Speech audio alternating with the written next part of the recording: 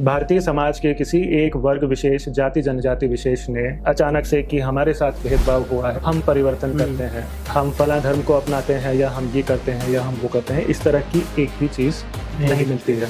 इस तरह की चीज़ें हैं जिनसे आपको समझ आता है कि हमें एक घुट्टी पिलाई गई है हमारे लोगों को, जिसको आप फेक एट्रोसिटी लिटरेचर कह सकते हैं कि इस तरह की चीज़ें होती थी और ये शास्त्रों में लिखा गया है या परंपरा से ये चली आ रही है, इनको इस तरह का सैंक्शन मिला हुआ था समाज में। ऐसा कुछ भी नहीं है। 1971 में जनगणना हो रही थी। पासी समुदाय की एक शाखा थी जिन्हें गुजर पासी कहा जाता था। उनसे बातचीत हुई, पूछा गया आपका पशुपालक गुजर समुदाय से, जाति से कोई संबंध नहीं है साहब, तो फिर आप गुजर पासी क्यों कहते हैं अपने आप को? तो जवाब मिला कि हमारे पुरखे गुर्जर देश से, गुजरात से आए थे और इसलिए हम लोग अपने आप को गुजर पासी कहते हैं। गुर्जर देश कहाँ था, क्या था, कब था? दक्षिणी राजस्थान के भाग और उत्तरी गुजरात के भागों को मिलाकर जो कंटिजियस एरिया बनता था, सेंधवे, मारवे, लाटे, कन्नाडे, कोसले, सिंधु देश के निवासी को सेंधवे कहा है। मारवे मारवाड़ के निवासी को कहा गया है। लाटे लाट देश के निवासी को कहा गया है। कन्नाडे कर्नाट देश के निवासी को कहा गया है। और इसी तरह से गुज्जरे कहा गया गुर्जर देश के निवासी। It is not an exception, it was the norm of that era.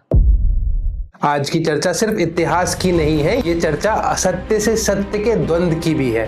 1400 साल का गौरवशाली इतिहास जिसे वीरों ने अपने खून से सींचा, उसे आज लूट कर नए सिरे से लिखा जा रहा है और हमारे नेता भारत के इन महान पुरखों के नाम पर उछाले जा रहे कीचड़ की सिर्फ निंदा करके चुप हो जाते हैं, जैसे उनकी वीरता की विरासत का बोझ उनके कंधों पर अब भारी लगने लगा हो।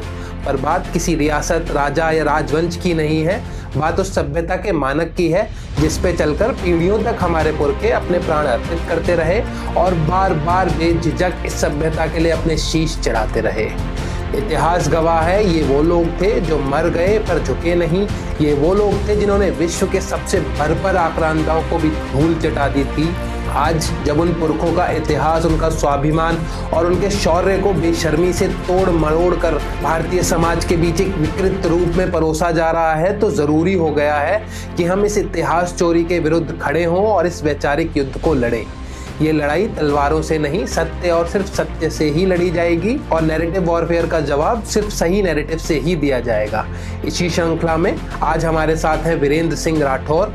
वीरेंद्र जी पेशे से तो एक उम्दा IT प्रोफेशनल हैं, पर पैशन से वह एक बेहद उत्तम लेखक, रिसर्चर और इतिहासकार हैं। उनसे आज हम बात करने वाले हैं उनकी पुस्तक गुर्जर देश पर, जो गुर्जर देश की ऐतिहासिकता और उसके सहारे बुनी गई अनेक मनगढ़ंत कहानियों की तथ्यात्मक पड़ताल करके उनका पर्दाफाश करती है।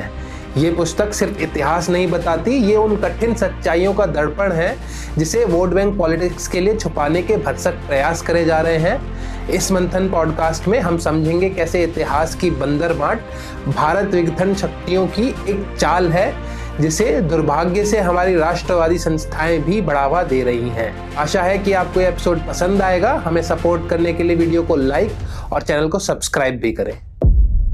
तो केवल कोई कपड़ा पहन लेने की तरह की फैशन की बात नहीं है, सती प्रथा की बात हो रही है। It's a mindset that has to be imparted. It has to be inculcated right from the beginning and it has to be passed down through bloodlines across the generation. वो राइट और रॉन्ग पे लोग debate कर सकते हैं, लेकिन और किसी तरीके से हो नहीं सकता। जिन सदियों के बारे में कहा जाता है कि इससे पीछे राजपूत नहीं थे, उससे पीछे वही वंश सती परंपरा का पालन करते आ रहे हैं और उस लाइन के बाद भी वही वंश सती परंपरा का पालन करते आ रहे हैं।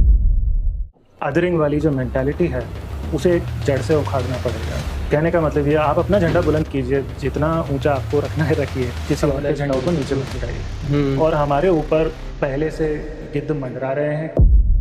हम अभी एक बहुत ही गोल्डन अपॉर्चुनिटी या विंडो से गुजर रहे हैं। अगर हमारा समाज इस तरह से इतने स्तरहीन झगड़ों में बटा हुआ रहेगा, काफ़ी विभस्त रूप है इसका। We will be failing our destiny so badly और अपने पुरखों के उस पूरे बलिदान को व्यर्थ कर देंगे, क्योंकि उन्होंने जितने सैक्रिफाइसेस दिए उसके बाद हम लोग इस स्थिति में आए हैं कि अब हमारे पास अपना पुराना गौरव, अपना पुराना स्थान एक सभ्यता के रूप में वापस वैश्विक स्तर पर लेने का मौका है। और अगर हम इन ओछे झगड़ों में पड़े रहे, हम निश्चित रूप से उस मौके को गंवाएंगे।